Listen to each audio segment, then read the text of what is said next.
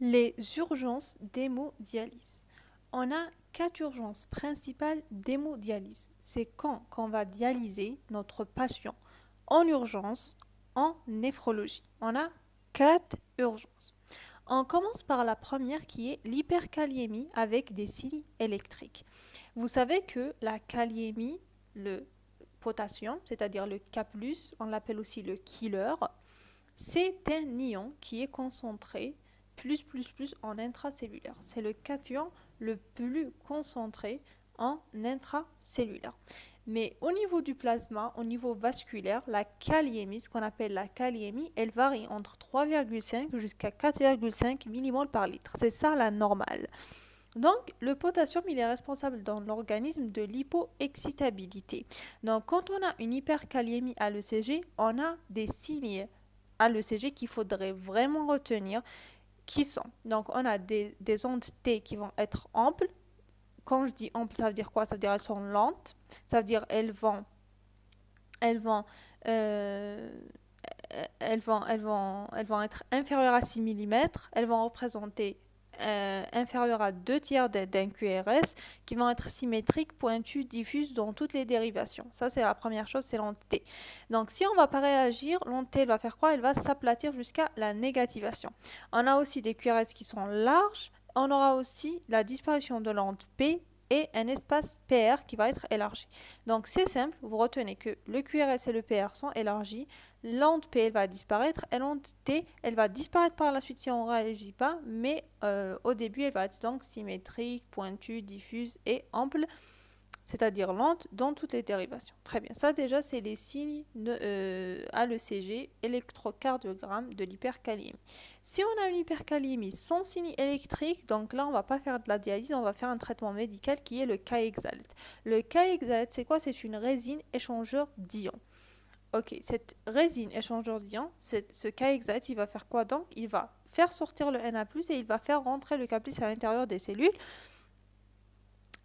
Comme ça, on aura une hypokaliémie. Comme ça, la kaliémie, elle va baisser. Mais il faut savoir que l'élimination de ce K+ à l'intérieur de la cellule, il est lent. Donc là, le K-Exalt, le traitement médical, c'est lent, c'est en 6 heures. Même dans le cas d'urgence, on peut donner le K-Exalt, même si son effet est lent, mais de préférence, en urgence, il faut donner l'insuline. L'insuline, pourquoi l'insuline? Donc si vous essayez de de revoir votre physiologie un peu, donc vous allez savoir que l'insuline, elle va agir indirectement, d'une manière indirecte sur la pompe Na+, K+, ATPase. Elle va réagir indirectement. Donc, comment? En agissant en fait sur, ici j'ai fait une faute, sur la pompe H+, K+.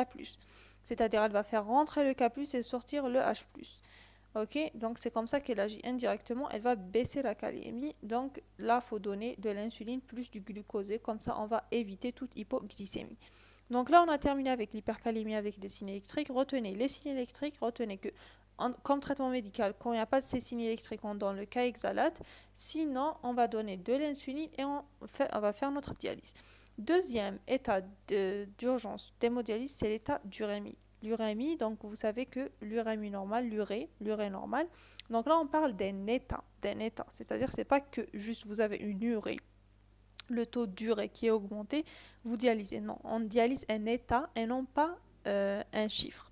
Donc l'urée normale, elle est entre 0,1 à 0,5 g par litre.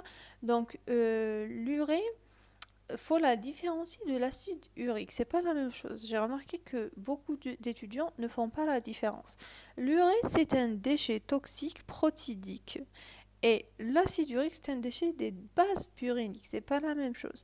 L'urée, puisque c'est un déchet des protéines protidiques, c'est pourquoi on demande aux patients d'ailleurs de ne pas manger beaucoup de viande. Ok? Très bien. Donc, quelles sont les indications à la dialyse dans ce cas? On va dialyser quand? Donc, je dialyse un état d'urémie, un syndrome, un état clinique, et non pas un chiffre. Donc, vous avez déjà l'urée qui va être plus de 3 grammes par litre, associé plus avec des signes cliniques. Quels sont ces signes cliniques de l'état d'urémie? C'est des signes digestifs, c'est des signes d'encéphalopathie, avec des signes d'encéphalopathie. Et parmi ces signes digestifs, on aura des nausées, des vomissements, des douleurs abdominales. Là, j'ai écrit pour retenir, souvenez-vous du patient qui est en état d'urémie, il va venir. Comment il va venir? Avec un citron sur sa bouche comme ça pour ne pas vomir. Donc retenez cet état digestif, cette encéphalopathie et cette urée plus de 3 grammes par litre. Ok, ça c'est la deuxième urgence. C'est l'état d'urémie. Signe digestif, encéphalopathie, urée plus de 3 grammes par litre. Acidose métabolique maintenant, c'est la troisième urgence d'hémodialyse. Donc vous savez que là, au fait, retenez cette phrase que j'ai écrite en rouge, elle est très importante. Un pH qui est inférieur à 7,2, là, on va dialyser. Sinon, non. Inférieur strictement à 7,2, on dialyse. Sinon, non. Donc, la gazométrie, on va faire un petit rappel. Le pH normal, sa valeur normale, c'est entre 7,40 plus ou moins 0,02. Donc, on va aller entre 7,38 à 7,42. L'HCO3-, c'est-à-dire les bicarbonates, leur taux normal c'est entre 24 plus ou moins 2. Ok, donc c'est 22 jusqu'à 26. Donc tout ce qui est HCO3-, c'est le rein, c'est métabolique. Ça nous oriente vers le rein, ça nous oriente vers tout ce qui est néphrologique. Le métabolique, c'est le rein. Ok, et on a la PaCO2 qui est la normale, c'est entre 40 plus ou moins 5, je vais dire. Retenez-le comme ça, c'est 35 jusqu'à 45. Et puis là, c'est tout ce qui est respiratoire. Donc retenez que les bicarbonates, la CO3- nous orientent vers tout ce qui est métabolique, vers tout ce qui est rénal. Et la PaCO2, c'est la pression artérielle en CO2 qui nous oriente vers tout ce qui est respiratoire. Très bien. Donc le pH, retenez que c'est entre 7,40 plus ou moins 2 jusqu'à 7,40 plus ou moins 2. Donc là, c'est 7,38 jusqu'à 7,42. Quand c'est inférieur à 7,38, là je vais parler d'acidose. Quand c'est supérieur à 7,42, là je vais parler d'alcalose. Donc là, on va faire un petit cas clinique ensemble. Donc prenez une feuille, écrivez et essayez de réagir avec moi. Donc vous avez un pH à 7,2. Donc selon ce qu'on a dit, ça va être une acidose. Un HCO3- à 10, une PaCO2 à 32. Donc HCO3- à 10, on avait dit que la normale c'est entre 22 à 26. Donc là, elle est diminuée. Donc je vais penser au métabolique. Je vais me dire peut-être que c'est métabolique, c'est effondré dans ce cas. Et puis la PaCO2, elle est à 32. Donc là, on sait que c'est de 35 à 45. Donc 32, c'est bas quand même. Alors je pense que le poumon, il va compenser. Il va essayer de compenser en éliminant le CO2. Donc là, je vais dire que c'est une acidose métabolique. C'est comme ça que vous devez réfléchir, que vous devez raisonner. Donc là, on va faire un petit rappel pour le proton H+. Donc ce que vous devez retenir, c'est que le pH, au fait, c'est le taux d'H+, mais ce n'est pas directement. Il y a une relation de logarithme, comme on a fait en maths au lycée.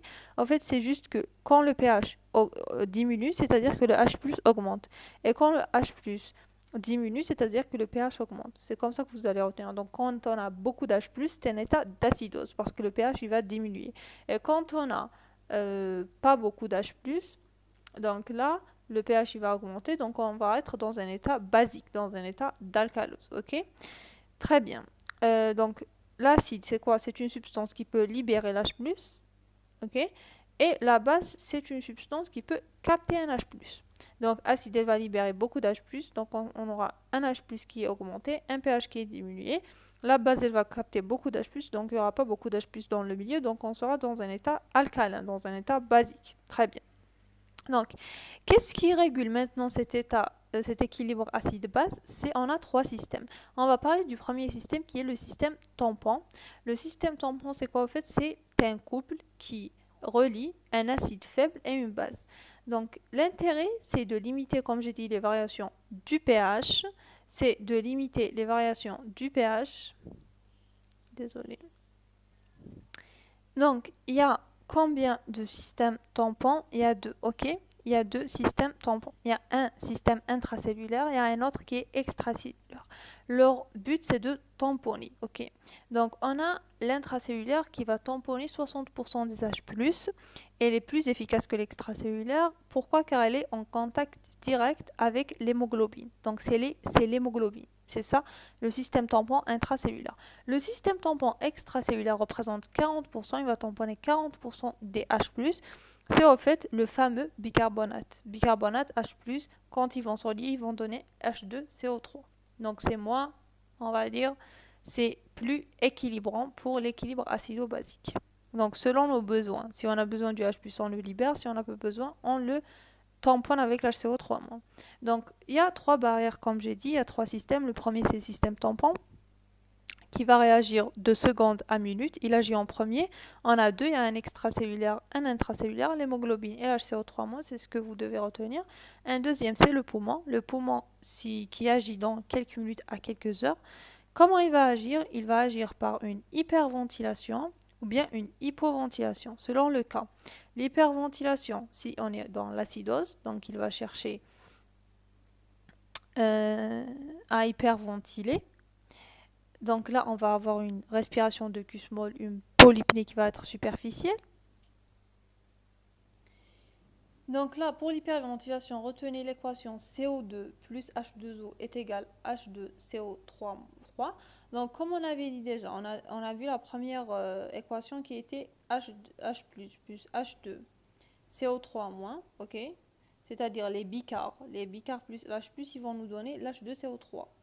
Plus cet H2CO3, il est moins acide que le H+, ok?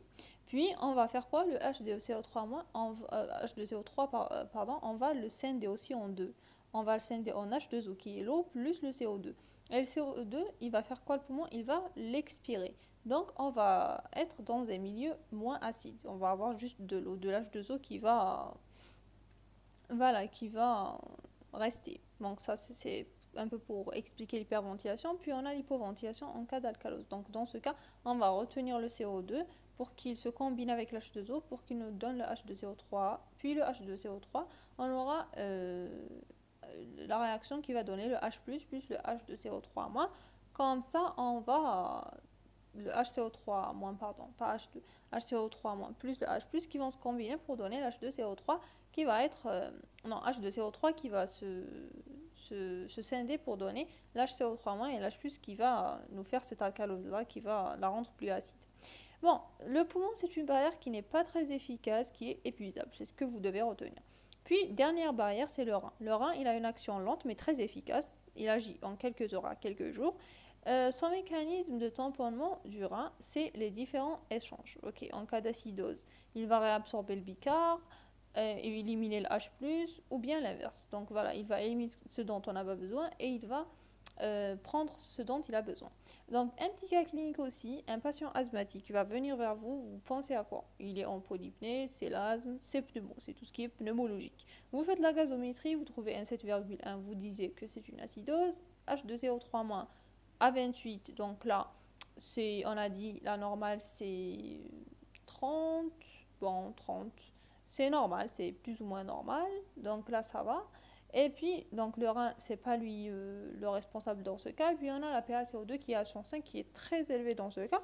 Donc là, une PaCO2 qui est très élevée, donc c'est plus respiratoire. Donc quand le rein n'est pas atteint, pourquoi je vous ai donné ce cas clinique? Pour dire à la fin que si le rein n'est pas atteint, je ne dialyse pas. Je dialyse uniquement l'acidose métabolique, donc quel que soit le taux de bicarbonate, on s'en fout, avec un pH inférieur à 7,2.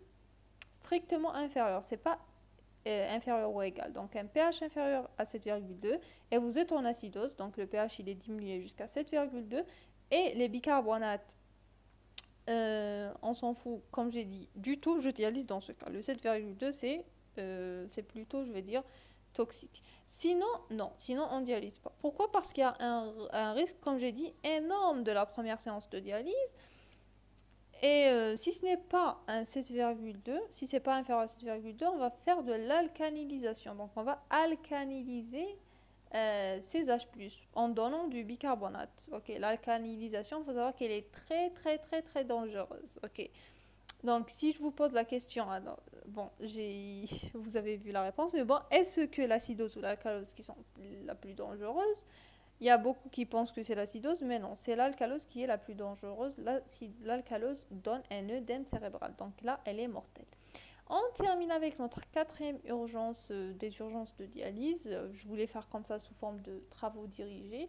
Donc là, un OAP. Un OAP, mais pas OAP point. OAP résistant, réfractaire aux diurétiques. Quand on donne des diurétiques qui est l'Azilix et que l'OAP ne répond pas, donc là on va parler d'un OAP résistant, réfractaire au traitement. qui est le traitement médical des diurétiques, qui répond c'est l'Azilix. S'il répond c'est bon, c'est l'Azilix qui va agir sur une partie du rein. Sinon, si ça ne répond pas, donc là, on va dialyser. Maintenant, qu'est-ce qui peut donner un OAP? Une insuffisance cardiaque, un syndrome néphrotique, une cirrhose, tout ça peut donner un OAP. C'est une surcharge, c'est plus une dyspnée. Donc, c'est quand on dit qu'il répond pas à l'Azilix, donc là, c'est-à-dire à combien de prises qu'on peut donner. C'est ce que je voulais dire. Donc là, on tolère chez un insuffisant rénal terminal jusqu'à 1 g d'Azilix, pas plus. Je donne 80 mg, 80 mg, 80 mg, 80 mg. Et puis là, quand j'atteins le 1 g, c'est bon. On va donner le bolus d'Azilix et le malade, il est toujours, je vais dire, anurique. Jusqu'à 1 g, il est insuffisant rénal terminal, il est toujours anurique. Là, je dialyse, ok? Voilà, ça c'est un peu pour dire, voilà, c'est tout. C'est tout ce qu'il y a par rapport à l'OAP.